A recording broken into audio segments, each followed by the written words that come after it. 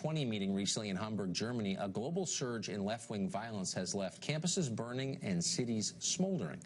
In response to the chaos, the National Rifle Association released an ad that treats lawful self-defense as the answer to escalating civil disorder. Here it is. Make them scream racism and sexism and xenophobia and homophobia, to smash windows, burn cars, shut down interstates and airports, bully and terrorize the law-abiding, until the only option left is for the police to do their jobs and stop the madness. And when that happens, they'll use it as an excuse for their outrage. Well, weirdly enough, the video wasn't well received on the left. They immediately accused Dana Loesch, who you just saw there in the video, of calling for civil war and inciting racial violence. Black Lives Matter, which some say actually has incited racial violence, fired back with their own video. Here it is. Until the only option left is for Black people to disrupt the systems that keep us oppressed and build the kinds of communities in which we want to live. And when that happens, they'll use it as an excuse to kill more of us. We know that we are not safe, but we are not scared either.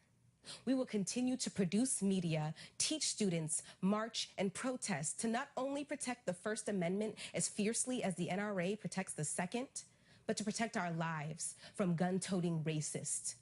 We demand the NRA immediately remove their dangerous propaganda videos narrated by conservative talk radio hosts Dana Loesch and Grant Stinchfield. So we're for the First Amendment, but we demand that the video is removed.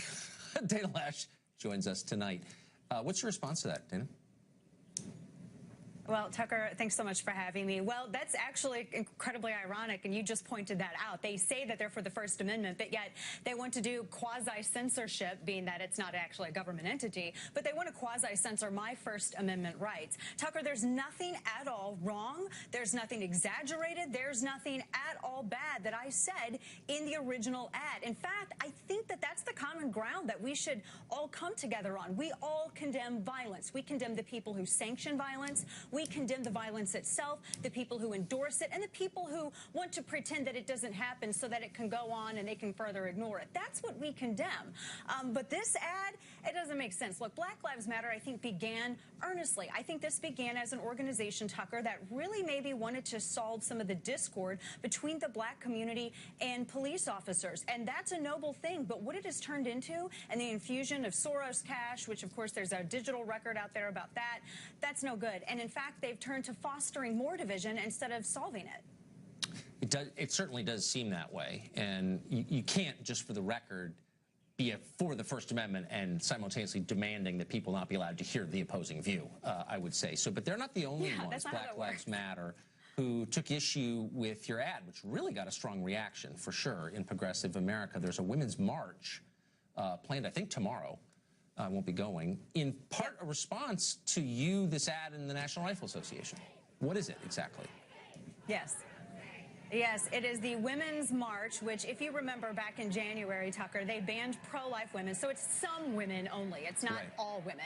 They've banned any sort of gay Muslim groups. They've banned pro-life groups. They don't really like conservative women that believe in Second Amendment rights for all women. So it's a very discriminatory organization.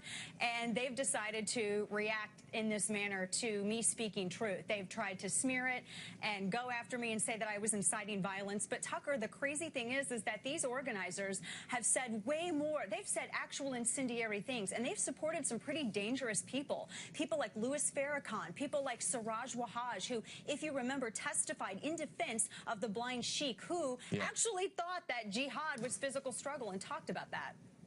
What does that have to do with the Women's March? Why would people like that be involved?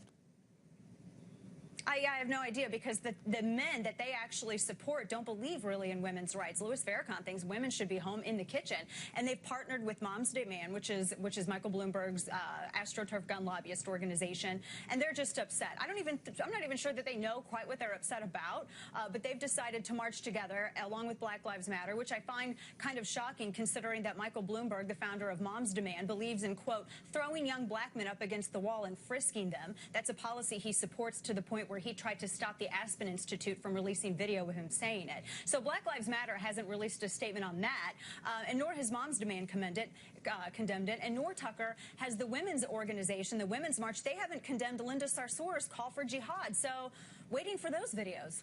Well, I mean, a lot of this relates to this idea of intersectionality, if I'm even pronouncing it correctly, the notion that all these groups on the left with different aims are united together, but actually they seem at odds with each other. The whole thing seems a little bit illogical to me. I mean, you have people at a women's march who don't think women should be in the workplace. It doesn't really make sense.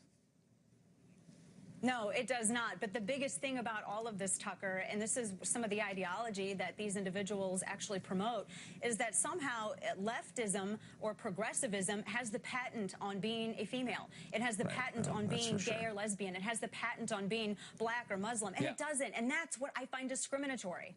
Well, and also silly. And thank you for correcting that. Dana, thanks a lot for coming on tonight. Thank you, Tucker.